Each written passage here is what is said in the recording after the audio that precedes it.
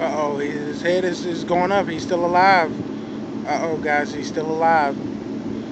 Uh-oh, he's trying to bite. He's trying to attack his prey. Yeah, I just killed this one over here by Pump. He scared the dog crap out of me. I like to stepped on him. I thought it was a stick because he was so big around. And once it moved, I just hopped in my truck real quick and he started running down alongside of my truck, and I was able to bag up enough and catch him with my front tire as I was sliding back down the hill. Kind of just picked him up with a stick and threw him in the back of the pickup. This is a nice little rattler.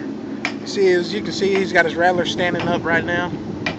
I'm not able to count his rattlers right now because I didn't touch his head because my buddy's going to cut it off, and what he does with them, I don't know, but I'll get a count of the rattlers later on and kind of give you guys an idea of how big or how old this snake really is.